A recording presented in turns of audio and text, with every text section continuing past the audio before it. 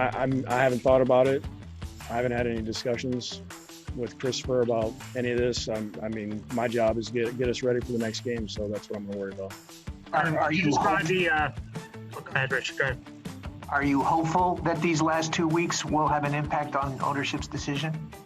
It's once again, it's something I can't worry about. I gotta focus on getting us ready for the next one. You know, I am so used to seeing it now that it doesn't register anymore. But the Adam Gase shoulder seesaw, how he always stands like that, and then it'll go like that. It's never level. It's always one way or the other. Anyway, we'll see what happens with Adam Gase after Week 17. Hey, they could finish with 3 straight wins, and again, Joe Douglas, who by all accounts is safe, has made it clear that he believes in Adam Gase, and they didn't fire him at the bye week when they were winless. So sometimes the evidence is hiding in plain sight, and people just don't want to see it. All right, trivia question time as we get ready for Goats in a Bad Way for Week 16. Josh Allen, Chris, became last night the second quarterback ever to throw 4 touchdowns and 0 interceptions in a game at Gillette Stadium. Visiting team quarterback, second one to do it. Who was the first? Wow. That is okay, so we're talking about the last 20 years of football, really, right? Because that's 2002. Yeah. Man, Not many games where the Patriots give up 4 touchdown passes and no picks. No, that's where it's like I'm just don't. This is not the answer yet. I know of Deshaun Watson and Russell Wilson had great games there. I can remember them. I'm gonna go with Peyton Manning though. I feel like there was a Sunday night game where he tore it up. In 2006. I was gonna give you a hint. If I give you this hint, let me see if you can get it. Yeah. It was a season opening game. Was it Alex Smith and the Kansas City Chiefs? Yeah, there you go. Damn it. Yeah, I did not think of that. That did not register in my brain. Charlie Checkdown did not register in my brain for 4 touchdowns against the Patriots. Just to prove that I am not the Grinch, control room, I'm going to give you the first pick for getting it right when I gave you the hint, because that was a difficult question. Wow, are you really? You're going to do that for me? Go ahead. Yeah, what the hell? I mean, Well, it's not. If there was money riding on this or something, I wouldn't. But we're just having fun and we're discussing. Bam! There he is. Yeah, we're just having fun there. Wow, wow, wow. Go ahead. Okay, here we go. Make a pick. I think I got to go with the corner from the Las Vegas Raiders, Damon Arnette, the rookie from Ohio State.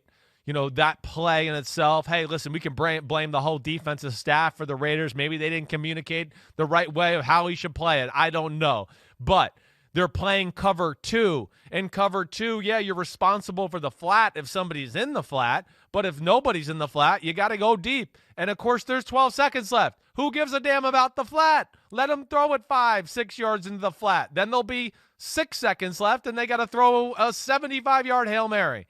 That, to me, was just the GOAT of the weekend right there. The fact that they let Ryan Fitzpatrick make that throw, to have somebody that open, and then, of course, the face mask penalty on top of it, who I can't even remember who grabbed his face mask off the top of my head, but rookie mistake big time in a big way for Damon Arnette.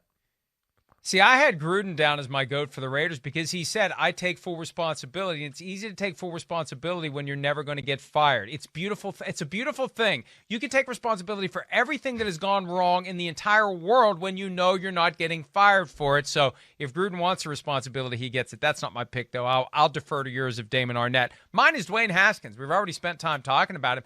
I mean, he got fired.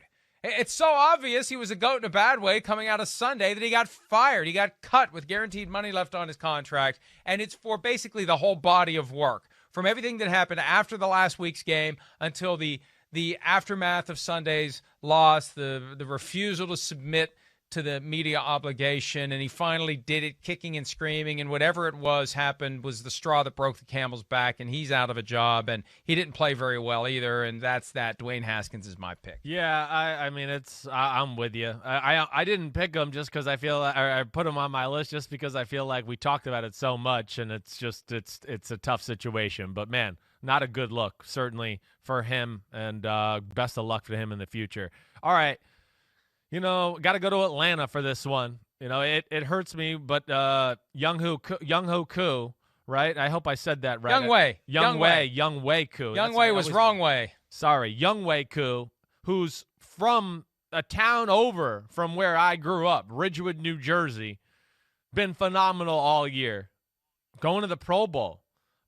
Man, end of the game, 17-14. It's lined up perfect. We're going to overtime. The Chiefs and the Falcons. And Younghoe misses really probably one of the easiest 3 points he had all year. Very makeable field goal, misses it off to the right, and just kind of a basic theme for the Falcons all year. Just, man, find a way to mess it up, can't figure it out, whether it's that play, Todd Gurley falling at the one, or not falling at the one. Matt Ryan throwing picks a few weeks ago against the Chargers. It just always seems something happens to the Falcons, but he's the GOAT for me this week.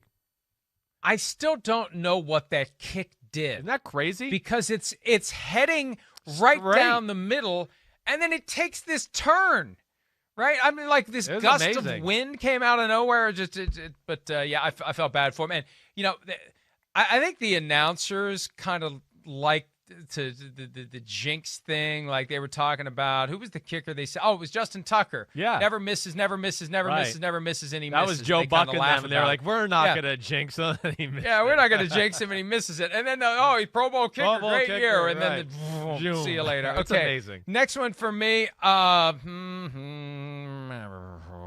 Mike Zimmer. Sorry. Look, whoa! He's going off. They're off. I got to do it. He didn't pick Gruden, but he picked Gruden, and now he's going to Zimmer.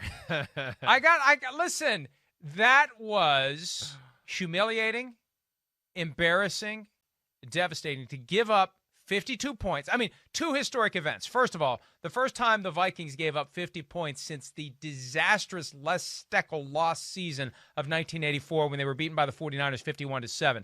The most points surrendered by the team since 1963, for crying out loud, when the Cardinals scored 56 on them. Only the fourth time in 60 years of football they gave up 50 or more points. And they gave up 6 touchdowns to Alvin Kamara. And I don't care how many of your guys are injured. Why? This is the theme of the segment. Would you stop it, please? Nicole, stop it. But look, it was embarrassing. It was humiliating. And you can – I think Zimmer said yesterday, I need to do better. Yeah, you do need to do better. But again, and let me just rewind. I know we're running out of time. Remember what I said after the 2019 season? What did I say, Chris? All these guys up for extension. Yeah, what did I say the Vikings should do? What did I say they should do? Don't extend any of them. Yeah. Let them all play out their contracts or coach out their contracts or general manager out their contracts. And if they don't get it done this year, you have a clean slate. You can do whatever you want. And that's what the Vikings can't do now, even if they would like to. Okay, but, I don't know. I haven't lost faith in Mike Zimmer. I haven't. Again, one – yeah, you apparently didn't watch the game. Well, you apparently were drunk on eggnog. Well, I mean, I might have been. I mean, that's definitely a real possibility. but it's pancake batter. He first off is not the GM. They've got salary cap issues. They've been very good. I haven't lost faith in him. I mean, to where I would want Mike Zimmer back as my head coach right now.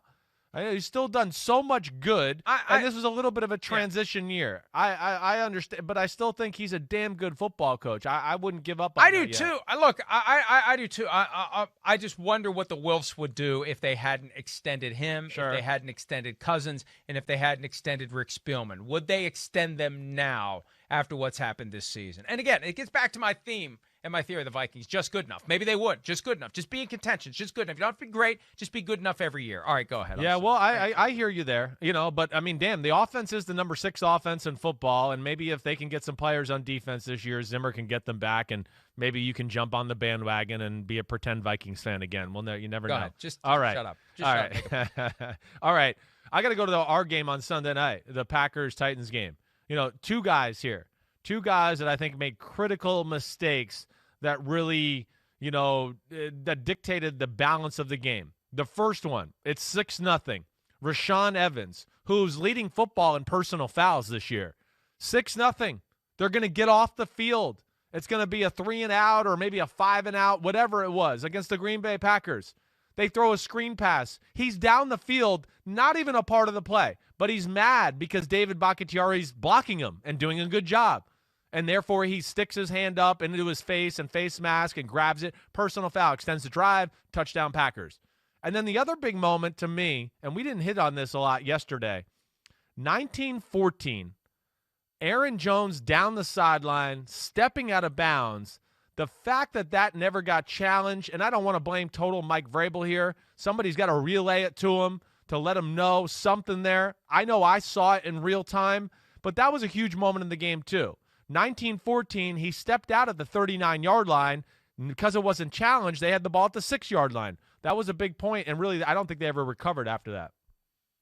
Last one for me, Jared Goff. Anytime a quarterback makes a throw that I would never make, then he's a GOAT in a bad way. And that throw that was picked off by Quandre Diggs, what the hell was it? I mean, I still see it, and it's like, what are you doing here? I don't know. Right? So, sorry, Jared. I know you hurt your thumb, and I know you had surgery, and I feel bad giving him a hard time about it, but he deserves it.